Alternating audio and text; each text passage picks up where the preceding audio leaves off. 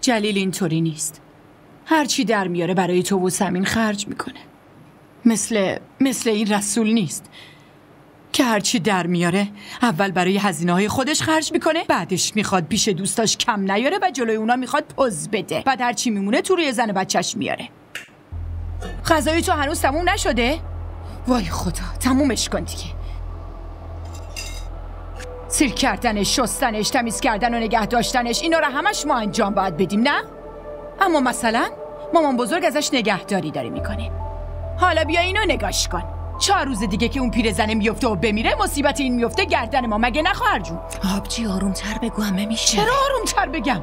بعد از یه سنی دیگه ضعیف و ناتوان میشه، بعدش هم میمیره. چرا هنوز اینجا وایستادی؟ از اینجا برو. صبحونتو خوردی دیگه، باید نهار درست کنیم. برو.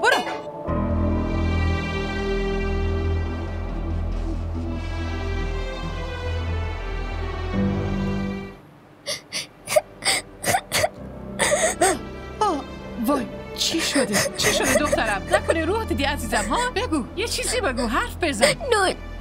نو خب چی شده؟ Please don't leave me. Please. وای، به انگلیسی چی میگی دخترم؟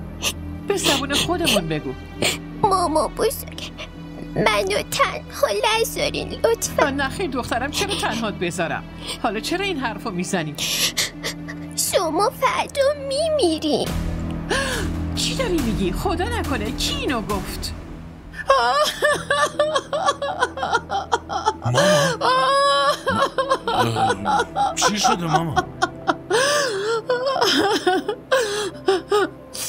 تو تصمیمی تو گرفتی نه؟ که من کی میخوام بمیرم؟ خب بگو، میخوای زهر بخوردم بدی یا میخوای خفم کنی؟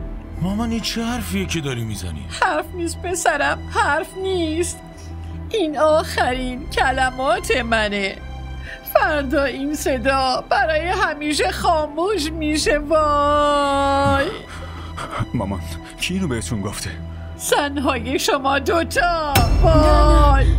وای خدای من، خدایا چرا این روز دیدم؟ من چرا اینو بگم؟ عمه برو من دور شو. صوفیا مامان چی میگه؟ این چرا بهت بگه؟ این دوتا که هم دست همن. مامان شما اول اینجا بشین.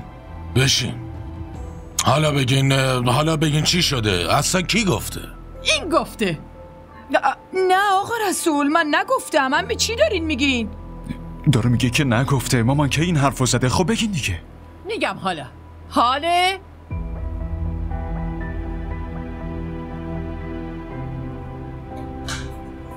بیا ازش بپرس. این همه چی رو بهتون میگه، کلمه به کلمه حرفاشون رو شنیده و به من گفت. این؟ آره این گفته؟ این که زبونش خوب نیست، بعد چطور میتونه بگه؟ من زبانم خوبه. شما گفتین اگه مامان بزرگ فردا بمیره این مصیبت گردن ما میفته.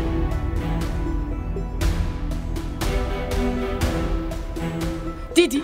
بچه کلمه به کلمه‌شو گفت که اون در موردم چی گفته.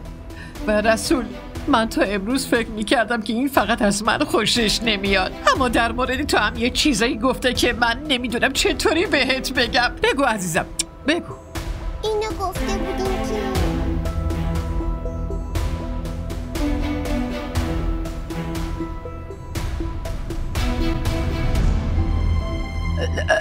که رسولین این که زبونش خوب نیست. یعنی دروغ میگه؟ نه رسول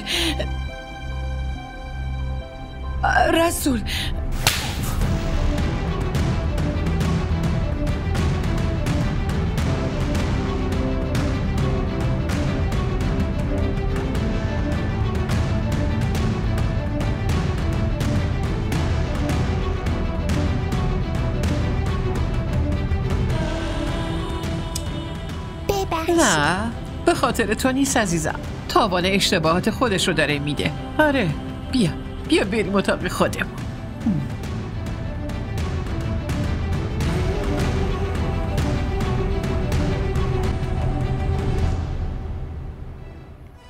همراه ما باشید و فراموش نکنید که سابسکرایب کنید تا بهترین سریال ها را با دوبله فارسی از تلویزیون دیدی تیوی تماشا کنید.